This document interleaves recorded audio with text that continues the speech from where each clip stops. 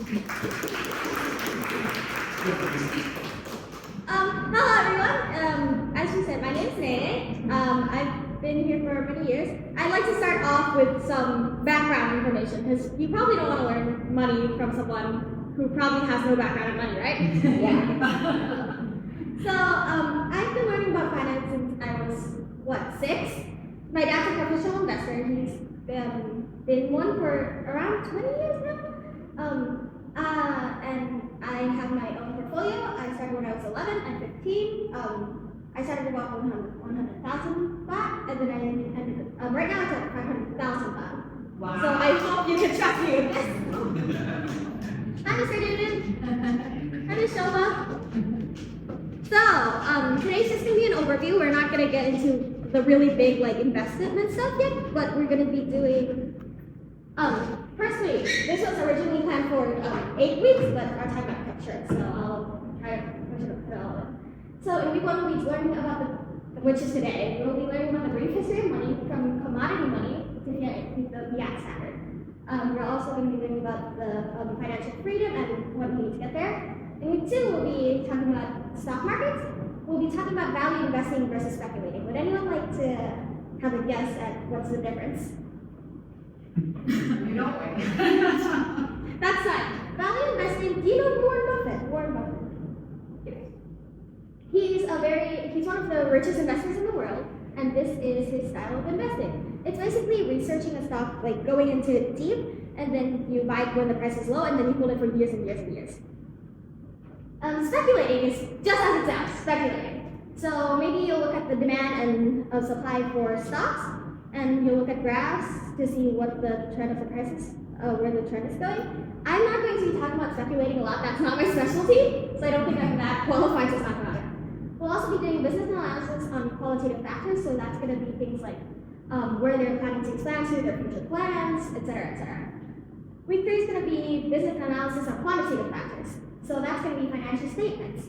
So that's going to be cash flow, that kind of thing. We'll be learning about revenue, profit, interest coverage, and more, whatever you need to learn from a financial school. This originally was planned again for 7 weeks, so we'll cut this all down. So we'll be doing case studies for week 4, 5, 6.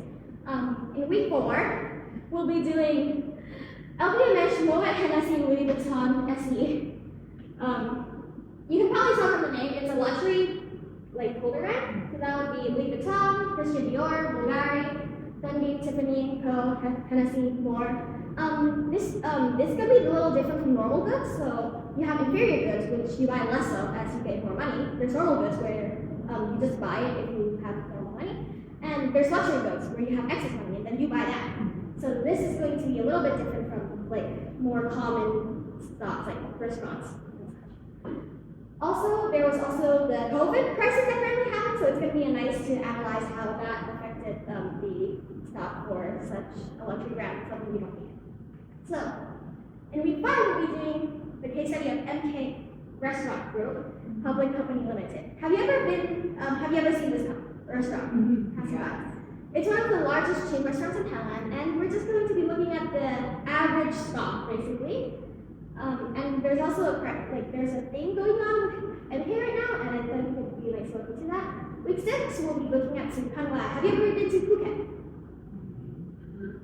It's a luxury hotel located in Phuket, Thailand, and it's a little bit different from these two because what it does essentially is it rents out the buildings and it lets operators come and rent those buildings around the hotel. So it's going to have a little bit different source of income.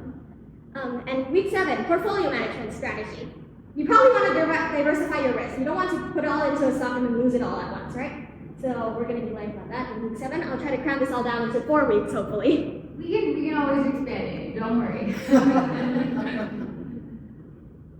So, first off, the brief history of money. Let's start off with barter trade. Does anyone know what barter means? Let's buy goods. Yes, correct. So before we even have money, we have barter trade. So, close your eyes for a second, maybe? Imagine you're an apple farmer, and you really desperately want oranges. So, what essentially you do is you go to the orange farmer and then you trade for apples.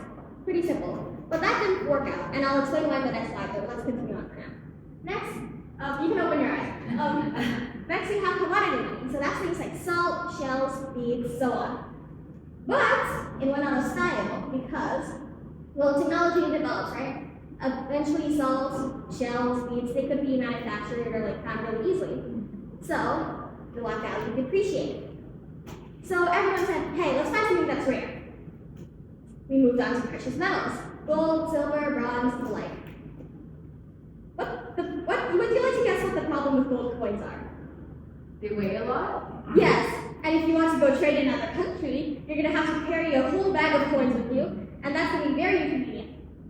So, some person in China said, okay, let's have the system. You keep your money with me, and then I'll issue you a paper that says, hey, you have given me X amount of gold coins, and if you come back to trade this paper with me, I'll give you your coins back. And that is how banknotes are created. And that leads us to the gold standard, which is basically that system, except our system right now. So we can, essentially with the gold standard is you can go to the bank, you trade your banknotes in, and then you get gold, that X amount of gold for it. But in World War II, President Nixon, America prints a lot of money, right? And there was a war going on, so obviously they printed even more money.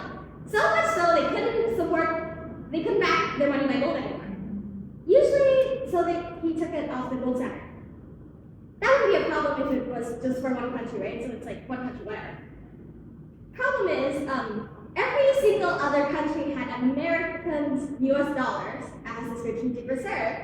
So every other country also had to be forced into the fiat standard. Fiat standard is based on trust. That's why counterfeit money is so dangerous, because if you have just like fake money going around, it would weaken the trust between the people and government, the whole system falls apart, and that'd be kind of catastrophic. There wouldn't be a medium. Okay. So, and I'll be touching on this slightly, Bitcoin standard.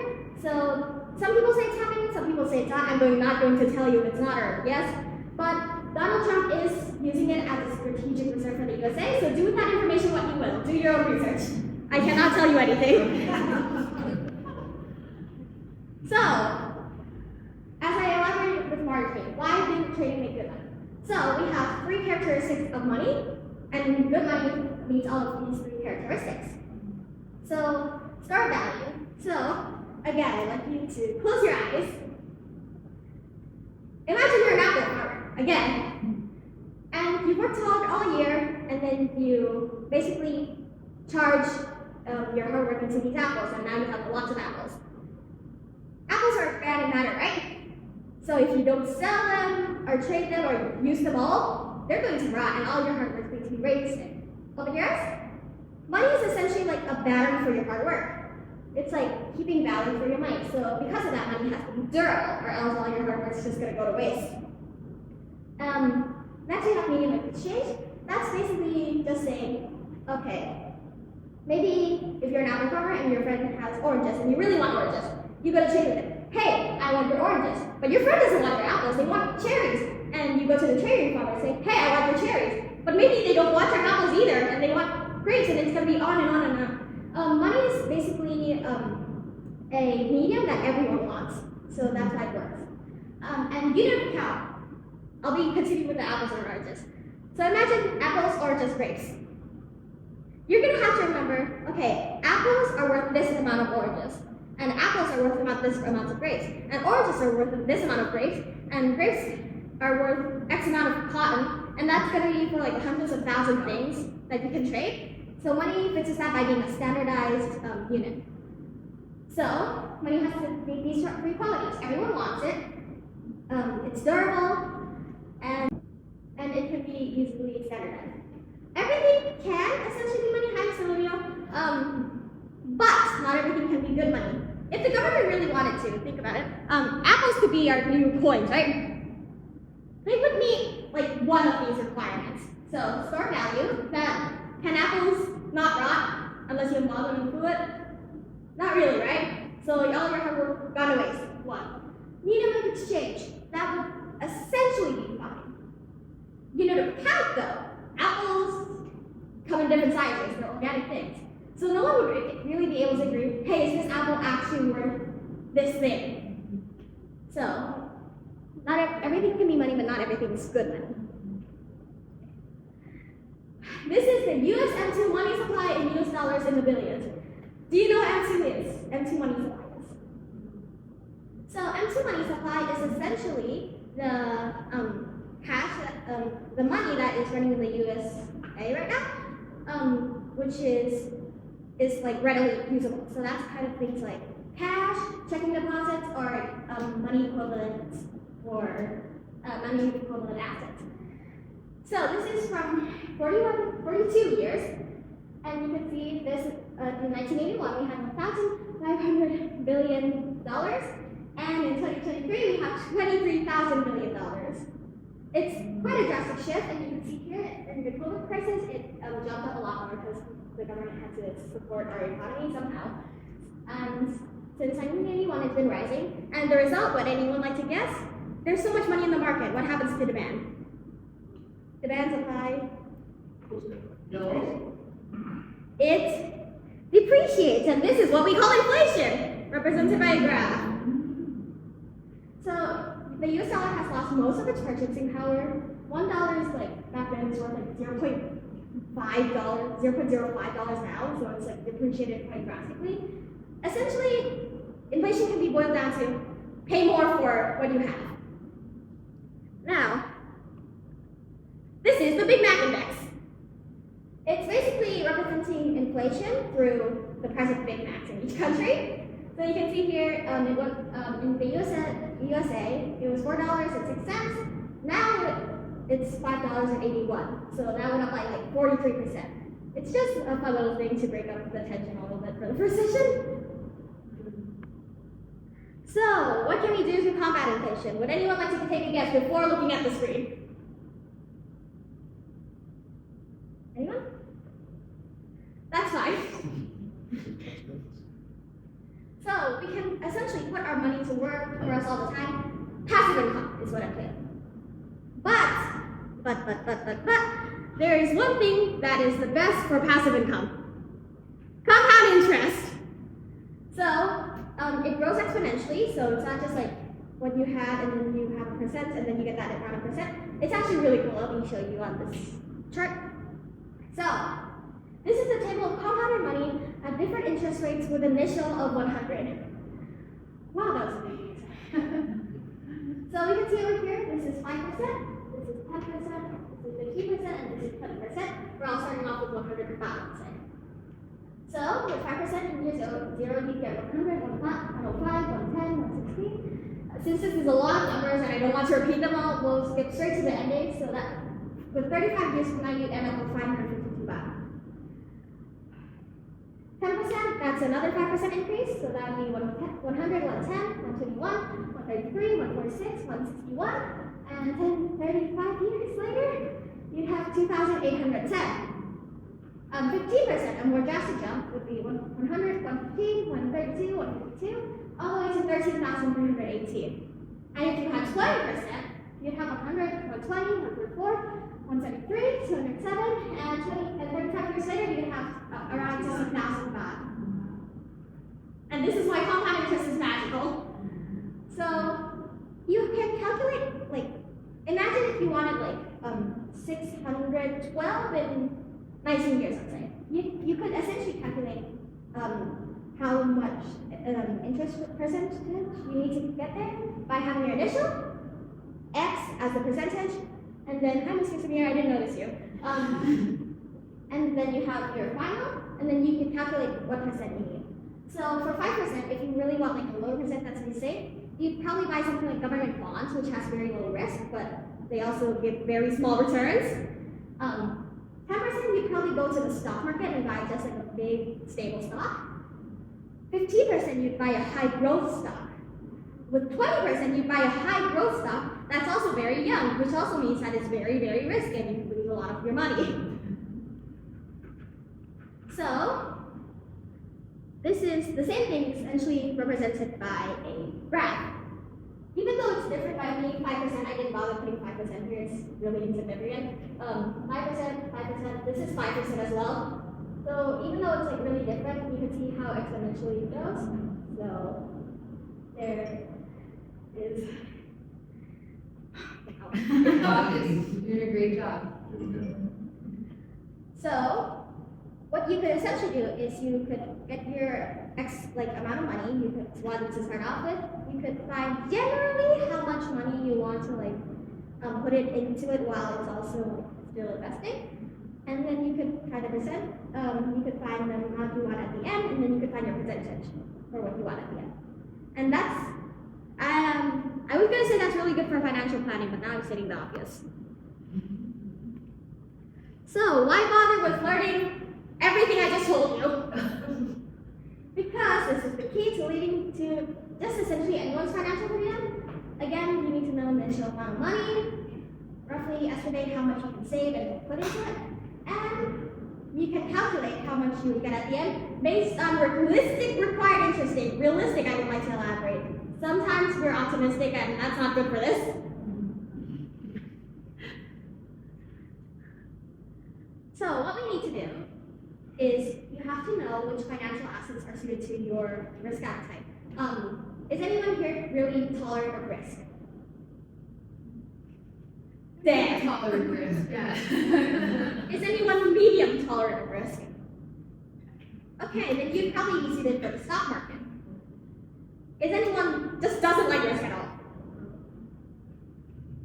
I don't think it would be in education.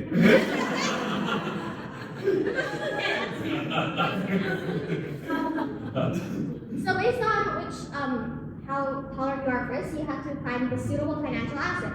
Or else, if you put a very nervous person in the stock market, they're going to panic all the time because stocks are immediately going up and down every day. And you have to know which financial assets generate what kind of return. So stocks, that would be dividends. Bonds, that would be interest, and real estate, if you're renting it out, rent.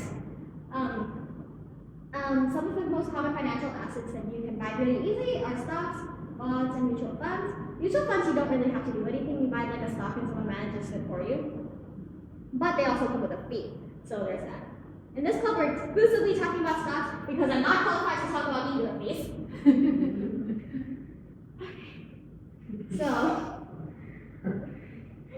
do you have any questions? I wanted to make this really short so everyone could have time to start their classes and everything. So does anyone have any questions or concerns or anything at all? No.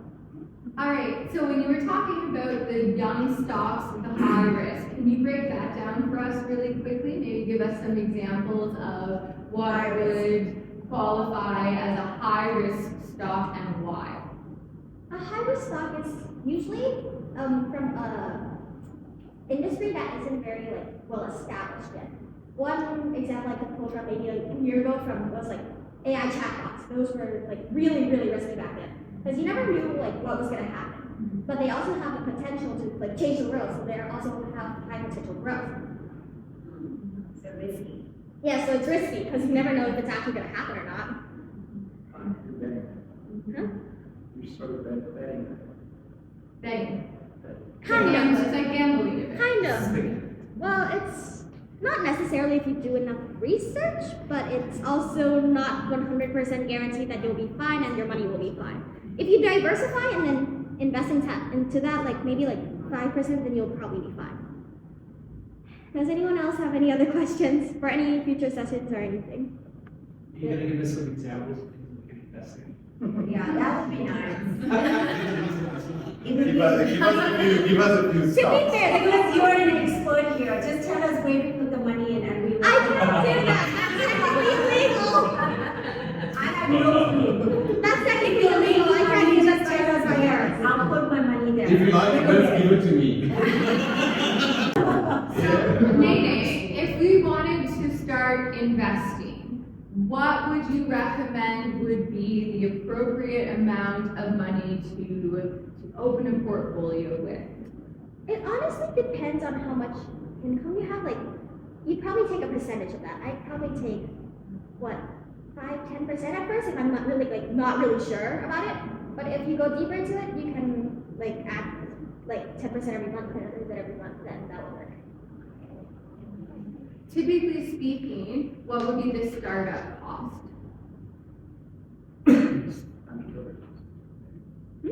Like $100, $500, Or you get stock $1,000? with the minimum, what's the minimum amount to put in stocks?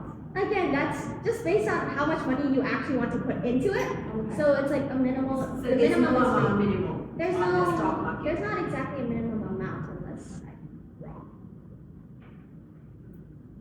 I might have. I'll get back to you. I'm not sure. Does anyone else have any questions? Are you sure you can't manage finance? I'm not an adult yet. I don't think I can take a job yet. That would be child When you start labor. working, I'm calling you, you're gonna manage my finances. I'll try. So Nene, leading into next week, what will be our topic of discussion? Our topic of discussion will be, first off, we'll be focusing on value investing and speculating. We'll try to figure out what's good for you, though I myself am in value investing and I won't be talking about speculating a lot because that's really not my thing. It's too risky for me. And we'll also be doing qualitative factors. So that's going to be things like reading quarterly reports,